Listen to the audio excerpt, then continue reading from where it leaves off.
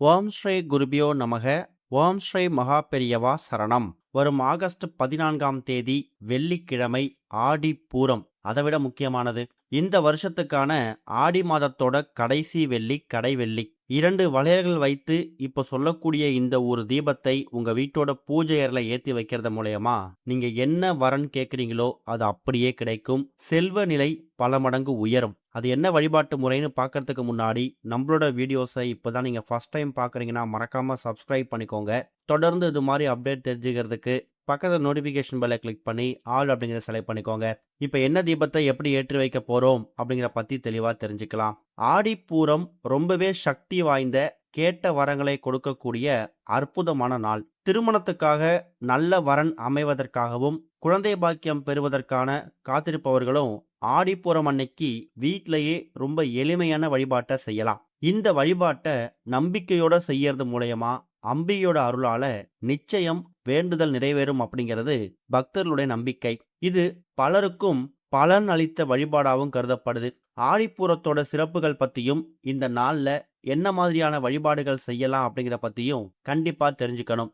ஆடி மாதத்துல வரக்கூடிய ரொம்ப சிறப்பான, கேட்ட வரத்தை அப்படியே தரக்கூடிய மங்களகரமான நாள் தான் ஆடி பூரம். ஒரு வருஷமும் ஆடி மாதத்துல வரக்கூடிய பூரம் நட்சத்திரத்தை கணக்கு பண்ணி தான் இந்த ஒரு ஆடிப்பூர திருநாளை கொண்டாடுறோம். இந்த நாட்கள்ல கோவில்ல அம்மனை தேடி வழிபாடு செய்யறவங்களுக்கு அவங்களோட குறைகளை, கஷ்டங்களை தீர்க்கும்படி கடவுள்கிட்ட முறையிட்டு அம்பாள் கிட்ட அவங்க வேண்டுதலை முன் வைப்பாங்க. ஆனா ஆடிப்பூரம் அன்னைக்கு பக்தர்களுக்கு அருள் புரிவதற்காக அந்த அம்மனே பூமிக்கு தேடி வருவதா ஒரு ஐதீகம் இருக்கு.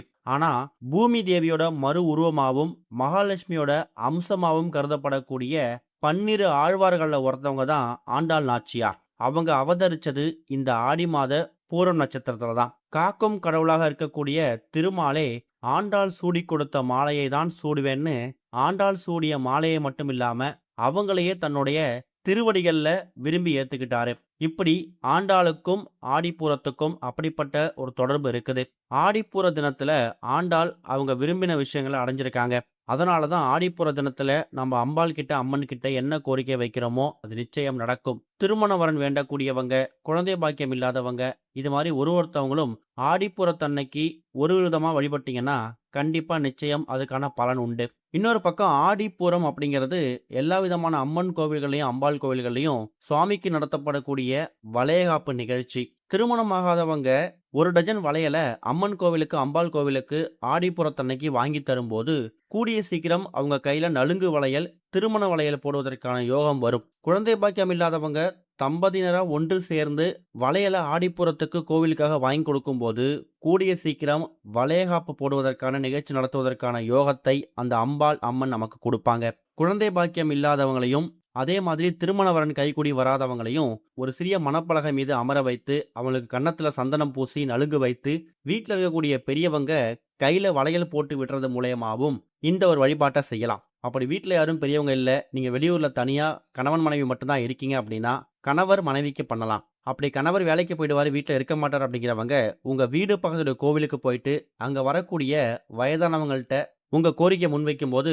கண்டிப்பா அவங்க உங்களுக்காக உட்கார வைத்து கோவிலே வளையல் போட்டு விட சொல்லுங்க. அதுவும் பெரிய பாக்கியம்தான். ஒரு வருஷமும் பூரம் நட்சத்திரத்தை கணக்கு பண்ணி தான் ஆடிப்பூரம் நம்ம வழிபாடு செய்யணும். அப்படிப்பட்ட ஆடிப்பூரத்துக்கு உரிய அந்த பூரம் நட்சத்திரம் எத்தனை மணிக்கு ஆரம்பிக்குது அப்படின்னு பார்க்கும்போது ஆகஸ்ட் 14 வெள்ளிக்கிழமை காலையில 7 மணி 21 நிமிஷத்துக்கு ஆரம்பிக்கக்கூடிய பூரம் நட்சத்திரம் மறுநாள் சனிக்கிழமை காலையில 7 மணி 1 நிமிஷம் வரைக்கும் இருக்கு. வெள்ளிக்கிழமை காலையில 10:12 ராகு காலம், மதியம் 3:04 யமகண்டம். இந்த 2 நேரங்களை தவிர்த்துட்டு மற்ற நேரங்களில் கோவிலுக்கு போயிட்டு அம்பாளுக்கு, அம்மனுக்கு வளையல் வாங்கி கொடுக்கறது, அதே மாதிரி அங்க கோவில்ல கொடுக்கக்கூடிய வளையலை பெரியவர்கள் கையால உங்க கையில போட்டுக்கிறது, இது மாதிரி பல விஷயங்களை பண்ணலாம். வீட்டிலேயே சுவாமி சிலை, அம்மன் சிலை வைத்திருக்கீங்கன்னா 1 டஜன் வளையலை நூல்ல மாலையாக கோர்த்து அந்த வளையல் மாலையை அணிவிக்கலாம். இல்லைன்னா அந்த 1 டஜன் வளையலையும் மொத்தமாக முடிந்து அம்மன் பாதத்துல வைக்கிறதும் விசேஷம்தான். இது இல்லாம இப்ப நாம சொல்லக்கூடிய இந்த ஒரே ஒரு தீபத்தை 2 வளையல்கள் மீது ஏற்றி வைக்கும்போது அதோட பலன்கள் பன்மடங்கு கிடைக்கும். ஒரு சிறிய மணப்பலகை எடுத்துக்கோங்க.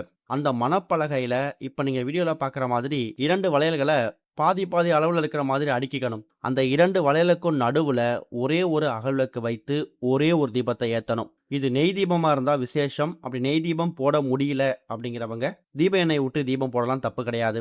இந்த தீபத்த உங்க வீட்டோட பூஜை அறையில ஆடிப்பூரத்தன்னைக்கு நீங்க காலை நேரத்திலயும் ஏத்தி வைக்கலாம், மாலை நேரத்திலயும் ஏத்தி வைக்கலாம். ஆனா காலை நேரத்துல ஏத்துற மாதிரி இருந்தா காலைல 7:20 மணிக்கு மேல தான் ஏத்தணும். ஏன்னா அதுக்கு பிறகு தான் பூரம் நட்சத்திரம் ஆடிப்பூரம் ஆரம்பமாகும். சரியா காலைல 9:15 10:15 வெள்ளிக்கிழமை ஆகஸ்ட் 14 ரொம்ப உகந்த நேரம். அந்த நேரத்துல இந்த ஒரு தீபத்தை ஏத்தி வைக்கலாம். மாலை நேரத்துல ஏத்துற மாதிரி இருந்தா கண்ணை மூடிட்டு மாலை 6-7 மணிக்கு மேல ஏத்துங்க, தப்பில்ல.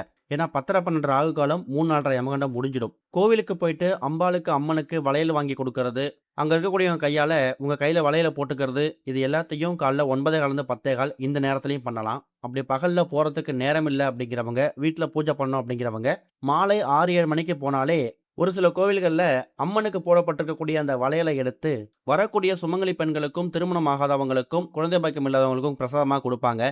அதை வாங்கி உங்க கையால போட்டுக்கோங்க, அது இன்னும் சிறப்பு. இன்னொரு பக்கம் நீங்க அம்மனுக்கு கோவில்ல வளையல் வாங்கி கொடுக்கறது மட்டும் இல்லாம தனியா ஒரு டஜன் வளையல மஞ்சள் குங்குமம், அதாவது கிழங்கு மஞ்சள் குங்குமத்தோட சேர்த்து தனியா 2 வளையல், ஒரு கிழங்கு மஞ்சள், ஒரு குங்குமம், ஒரு தாளிச்சரடு, இது இருக்கிற மாதிரி ஒரு 5லேருந்து 7 சுமங்கலி பெண்களுக்கு கொடுக்கறது விசேஷம் தான். கோவிலுக்கு ஒரு டஜன் வாங்கி கொடுத்துருங்க. அது இல்லாம ஒரு நபருக்கு 2 வளையல்கள், அது கூட கிழங்கு மஞ்சள், குங்குமம், தாளிச்சரடு போற மாதிரி ஒரு 5லேருந்து 7 எண்ணிக்கை செட்டு தயார் செய்து கோவிலுக்கு தனித்தனியா எடுத்துட்டு போயிட்டு அங்க வரக்கூடிய பெண்களுக்கு கொடுக்கறது மூலயமாவும் பெரிய புண்ணிய பலன்கள் கிடைக்கும். நிறைய பேரு அவங்க வீட்ல சுவாமி சிலைக்கு போட்டிருக்கக்கூடிய அந்த வளையல்கள் இருக்கு இல்லையா, அதை வீட்டில் இருக்கக்கூடிய பெண் பிள்ளைகளுக்கு நீங்க போட்டுக்கலாம். மீதம் வளையல் இருக்கு அப்படின்னா தாராளமா அதை வீட்டுக்கு அக்கம் பக்கத்துல வரவழைத்து அவங்களுக்கு கொடுக்கறதும் விசேஷம் தான். பிரசாதமாக இனிப்பு பால் இல்லைன்னா கல்கண்டு பால், ரொம்ப பெருசா முடியும் அப்படின்னா நீங்க கேசரியோ இல்ல சர்க்கரை பொங்கலோ தயார் செய்து ஆடிப்புற தினத்துல அம்மனுக்கு படைக்கலாம்.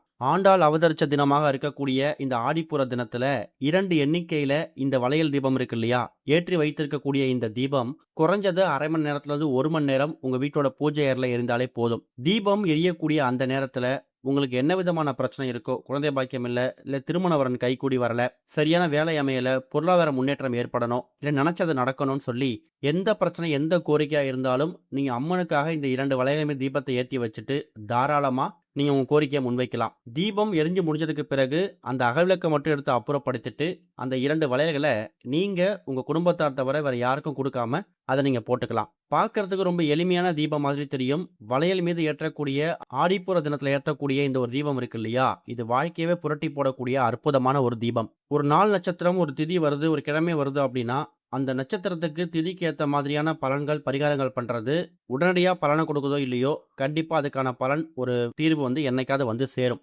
ஆடிப்புற தினத்துல நீங்க வைத்திருக்கக்கூடிய கோரிக்கை, அதுவும் ஆடிப்புறத்துக்கு என்ன விசேஷம், வளையல் தான் முக்கியம். அந்த வளையல் மீது ஏற்றி வைத்திருக்கக்கூடிய இந்த தீபத்தால ஒரு சிறிய மாற்றம் வந்தா கூட அது பெரிய மாற்றங்களை ஒரு முன்னேற்றத்தை குடும்பத்துல ஏற்படுத்தலாம். நம்பிக்கையோட பண்ணுங்க. ஓம் ஸ்ரீ குருபியோ நமக. ஓம் ஸ்ரீ மகா பெரியவா சரணம்.